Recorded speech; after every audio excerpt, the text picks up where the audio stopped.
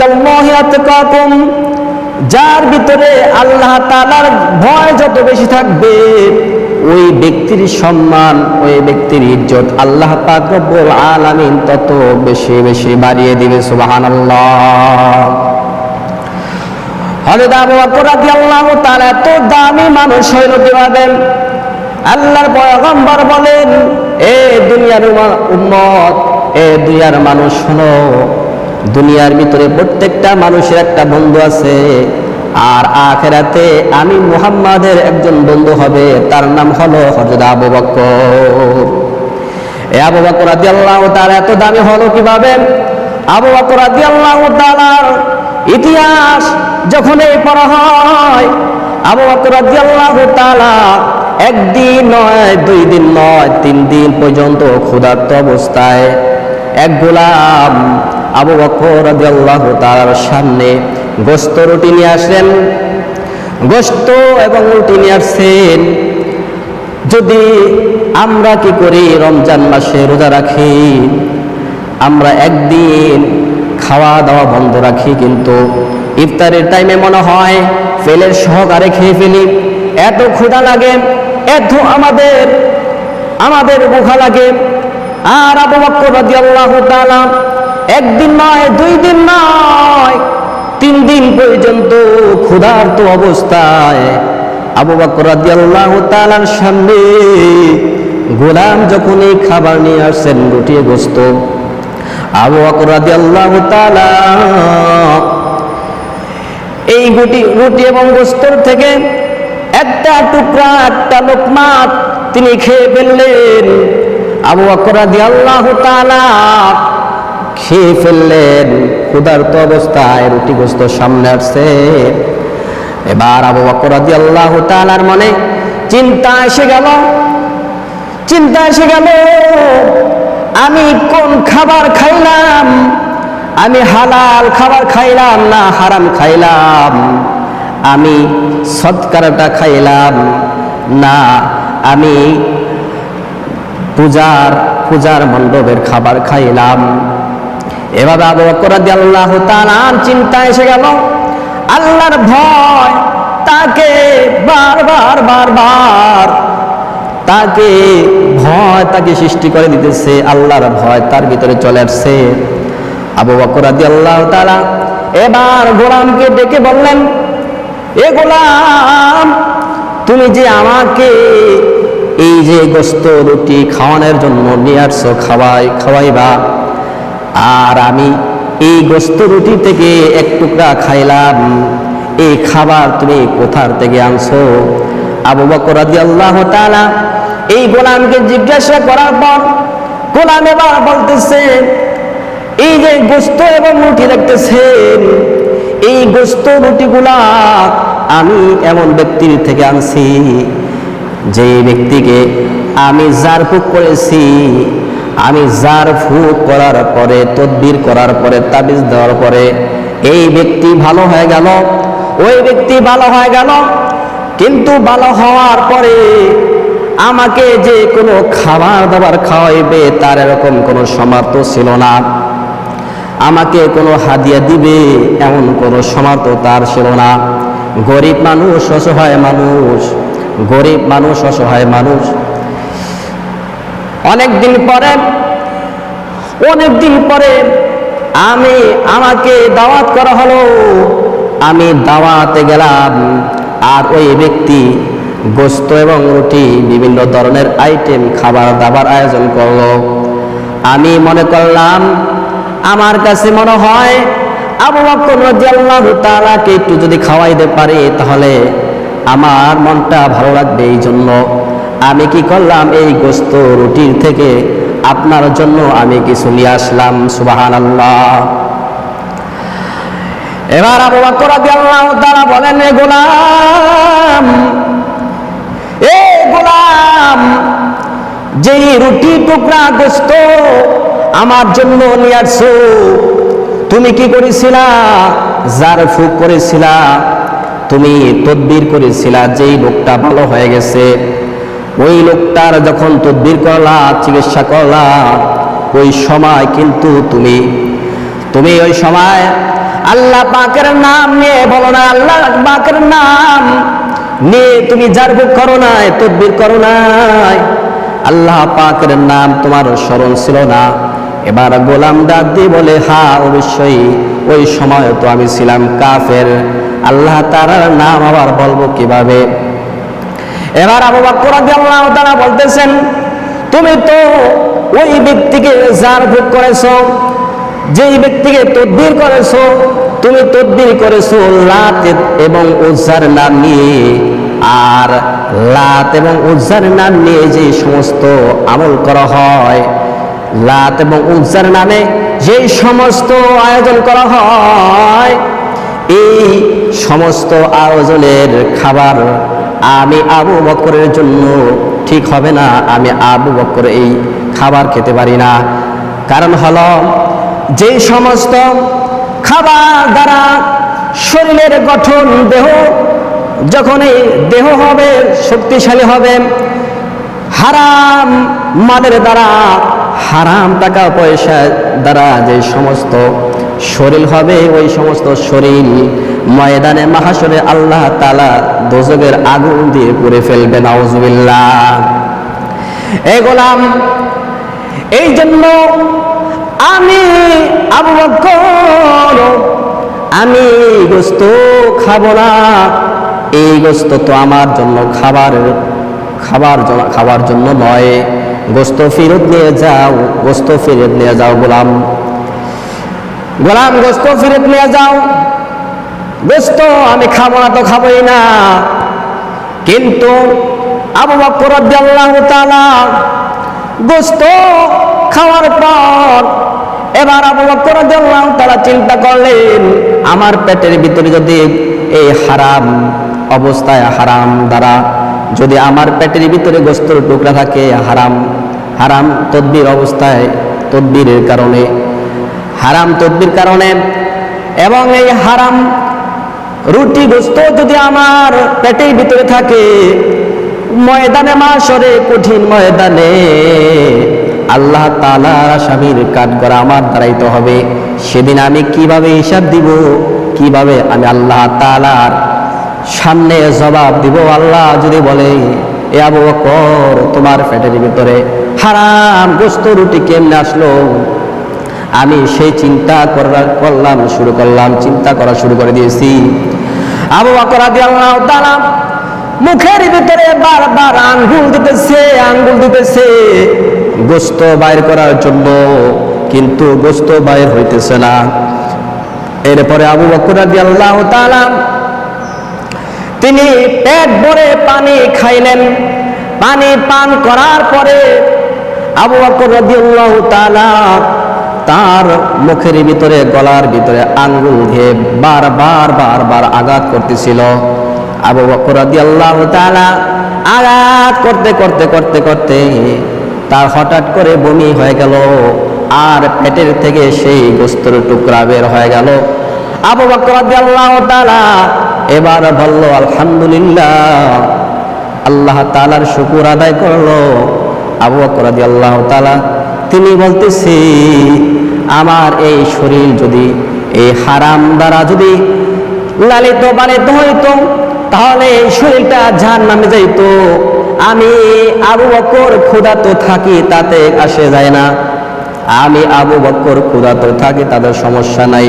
কিন্তু আমি যে আজকে পবিত্র হইতে পারলাম, আমার ঈমান আমল যে আজকে শুদ্ধ আছে, আমার শরীরের ভিতরে যে বেজাল ঢোকে নাই, হারাম ঢোকে নাই, এই জন্য আমি আবু বকর আল্লাহ তাআলার দরবারে আল্লাহ তাআলার শুকরিয়া আদায় করে নিলাম, আলহামদুলিল্লাহ।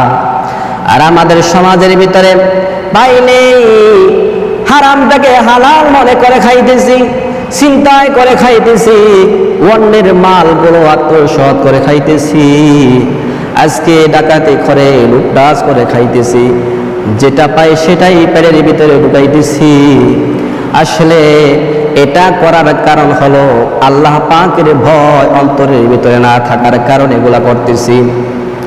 আল্লাহ পাকের ভয় যার ভিতরে চলে আসবে, সেই ব্যক্তি কোনো অন্যায় কাজ করতে পারবে না, অন্যের হক নষ্ট করতে পারবে না, আহাজারি করতে পারবে না, খুন খারাপি করতে পারবে না, মাপে কম দিতে পারবে না, জেনা ব্যভিচার করতে পারবে না, আজান দিলেই নামাজে চলে আসবে। আল্লাহর ভয় যখনই এসে যাবে, এই ব্যক্তি আমল করতে পারবে, আল্লাহর হুকুম নবীর তরিকা মানা তার জন্য সহজ হয়ে যাবে।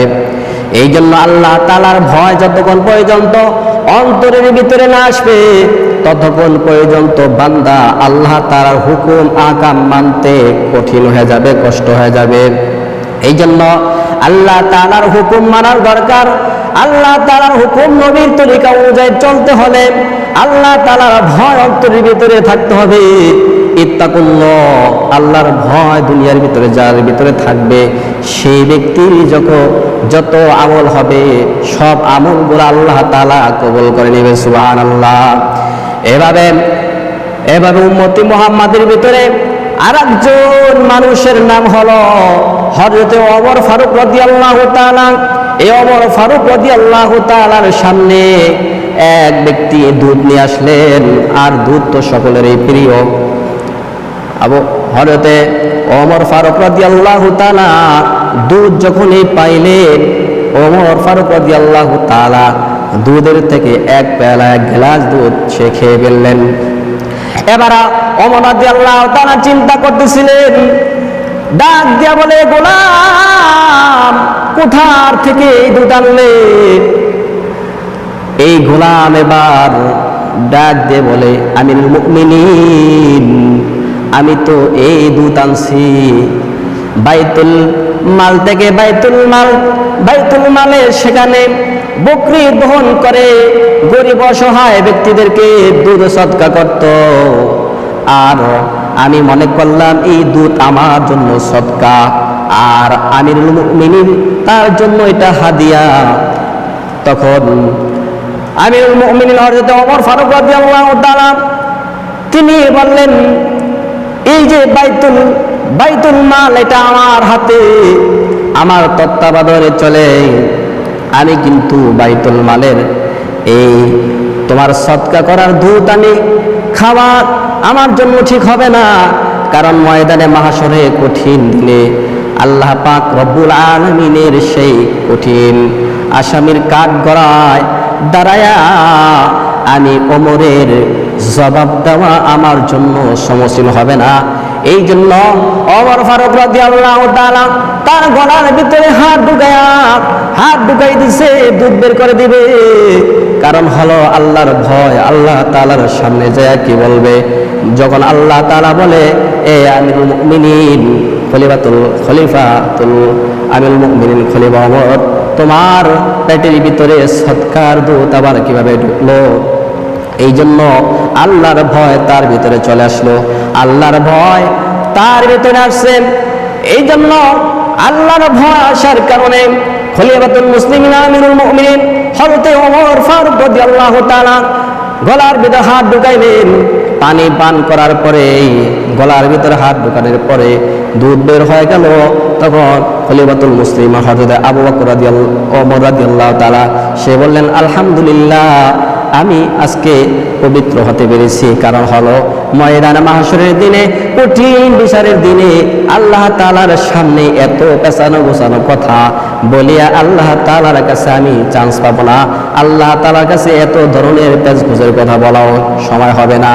এই জন্য দুনিয়ার থেকে আল্লাহর ভয়ের কারণে, আল্লাহ তাআলার ভয় দুনিয়ার ভিতরে আমি কি করে যাই, আমার কলবটা, আমার শরীরটা আমি কি করে যাই, পরিষ্কার করে যাই।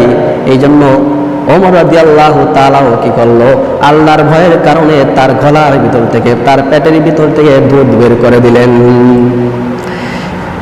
এই জন্য আল্লাহ তাআলার ভয় যার ভিতরে না আসবে, চাই সে মুফতি হোক, মুহাদ্দিস হোক, পীর হোক, বুজুর্গ হোক, যতক্ষণ পর্যন্ত আল্লাহ তাআলার ভয় অন্তরের ভিতরে না ঢুকবে, না আসবে, ততক্ষণ পর্যন্ত আল্লাহ তাআলার হুকুম, নবীর তরিকা তার পক্ষে মানা সম্ভব হবে না। এই জন্য ওমর ফারুক রাদিয়াল্লাহু তাআলা, আবু বকর রাদিয়াল্লাহু তাআলার কথাগুলো বললাম, তারা চিন্তা ভাবনা করে বড় দামি মানুষ হয়ে গেছে আল্লাহ তাআলার ভয়ের কারণে। আল্লাহ তাআলার ভয়ের কারণে তারা এত দামি মানুষ হয়ে গেছে, সম্মানিত মানুষ হয়ে গেছে। এই জন্য আল্লাহ তাআলার ভয় থাকতে হবে প্রত্যেকটা পদে পদে পদে পদে, প্রত্যেকটা প্রয়োজনের ক্ষেত্রে আল্লাহ তাআলার ভয় থাকতে হবে। নামাজে দাঁড়াইছি, নামাজ পড়তেছি, নামাজের ভিতরে আল্লাহ তাআলার ভয় থাকতে হবে, আল্লাহ তাআলার ধ্যানে থাকতে হবে প্রত্যেকটা পদে পদে। কারণ হলো আমি যাহা কিছু করতেছি সব কিছু দেখতেছে আমার আল্লাহ। আল্লাহ তাআলার চক্ষু ফাঁকি দেওয়া সম্ভব নয়। দুনিয়ার মানুষের, দুনিয়ার রাজা বর্ষার, দুনিয়ার পুলিশ, দুনিয়ার আর্মি সকলের চক্ষু ফাঁকি দেওয়া সম্ভব হয়, কিন্তু আমার আল্লাহ তাআলার চক্ষুকে ফাঁকি দেওয়া সম্ভব নয়। কারণ হলো আল্লাহ তাআলার কাছে প্রকাশ্য আর গোপন সবই সমান। ইন্নাল্লাহা খাবীরুম বিমা তা'মালুন। আল্লাহ তাআলা বলে আমি আল্লাহ তাআলা তোমরা যা কিছু করতেছো তা সম্পর্কে, ওই সম্পর্কে সব কিছু আমি আল্লাহ পাক রব্বুল আলামিন জানি। তোমরা গোপনে করো তাও আমি জানি। এমনকি নবীজি বলেছেন দুনিয়ার গাছের থেকে একটা পাতা কোন সময় জমিনের ভিতরে পড়ে, বীজ বপন করার পরে অঙ্কুরটা কিভাবে খসায়, এবং পাথরের ভিতরে পোকামাকড় কিভাবে তাজা গাছ খায়, কিভাবে থাকে, সব কিছু আমি আল্লাহ তাআলা জানি। আমি আল্লাহ তাআলা জানানোর আগে আমি জানি। অতএব দুনিয়ার সকল চক্ষু ফাঁকি দেওয়া সম্ভব, কিন্তু আল্লাহ তাআলার চক্ষু ফাঁকি দেওয়া অসম্ভব হয়ে যাবে। কারণ আল্লাহ তাআলা বলেন ওয়ালা ইউসিকু ওয়াসাকাহু আহাদ। কারণ সেই পরকালের চিন্তা করো, পরকালের ভয় করো, যেখানে আল্লাহ তাআলা পাকড়াও করবে। আল্লাহ তাআলার পাকড়াও করার সামনে এমন কোনো কেউ নাই তাকে উদ্ধার করার। আল্লাহ পাক রব্বুল আলামিন যখন আযাব দিবে, লা ইউআযিবু আযাবাহু আহাদ। আল্লাহ পাক রব্বুল আলামিন যখন বান্দাকে আযাব দেবে, এই আযাব থেকে উদ্ধার করার জন্য কেউ নাই। কারণ আল্লাহ তাআলার আযাব বড় কঠিন। ইন্না জাহান্নামা কানাত মিরসাদা। আল্লাহ তাআলার আযাবকে ভয় করো। দুনিয়ার মামলায় একবার যদি বান্দা ঠগে, দ্বিতীয়বার জিতবার আশা করা যায়। আর আখিরাতের মামলায় একবার ঠগলে দ্বিতীয়বার আর জিতবার কোনো আশা নাই। এই জন্য আল্লাহ তাআলার ভয় প্রত্যেকটা পদে পদে পদে পদে থাকতে হবে। আল্লাহর ভয় যার ভিতরে থাকবে, ওই ব্যক্তি আল্লাহর হুকুম, নবীর তরিকা মানা তার জন্য সহজ হয়ে যাবে। ওই ব্যক্তি কোনোদিন অন্যায় কাজ করতে পারবে না, ওই ব্যক্তি কোনোদিন মিথ্যা কথা বলতে পারবে না। আল্লাহ তাআলার ভয় আনতে হবে। দুনিয়ার হাইসাতের দিকে তাকায় দেখেন, দুনিয়ার রোলের দিকে তাকায় দেখেন। যেই দেশের ভিতরে বিচার নাই, যে রাষ্ট্রের ভিতরে বিচার নাই, আইন নাই, সেই রাষ্ট্রের ভিতরে বান্দারা, মানুষরা কি করে অপরাধ করতে দ্বিধা করে না। এই জন্য আল্লাহ পাক রব্বুল আলামিন এই দুনিয়ার ভিতরে আমাদেরকে পাঠাইছেন। আল্লাহ পাক রব্বুল আলামিন অপরাধের কারণে কি হবে আমাদের জন্য আল্লাহ তাআলা পরকালে জাহান্নাম রেখেছেন। ওই পরকালে জাহান্নামের ব্যবস্থা আল্লাহ করে রেখেছেন। যারা এই দুনিয়ার ভিতরে অপরাধ করবে, এই অপরাধের বিচার করার জন্য আল্লাহ তাআলা জাহান্নাম রেখেছে। এই জন্য আমরা কি করতে পারি না? অপরাধ করতে পারি না। আমরা অপরাধ করতে গেলে আল্লাহর ভয় ভিতরে চলে আসে। কারণ হলো এই দুনিয়ার জগৎ শেষ করে আল্লাহ তাআলার ওই পরকালে যেতে হবে। ওই পরকালে আপনার আমার জন্য কেউ সাথী হবে না, কেউ বাতি হবে না। ওই পরকালে আপনার আমার বন্ধু কেউ থাকবে না। সেখানে আল্লাহ তাআলা যখন এই আযাব দেবে, এই আযাব থেকে উদ্ধার করার জন্য কেউ থাকবে না। আল্লাহ পাক রব্বুল আলামিন দেখেন, দুনিয়ার জমিনের দিকে তাকায় দেখেন, জান্নাত প্রশাসন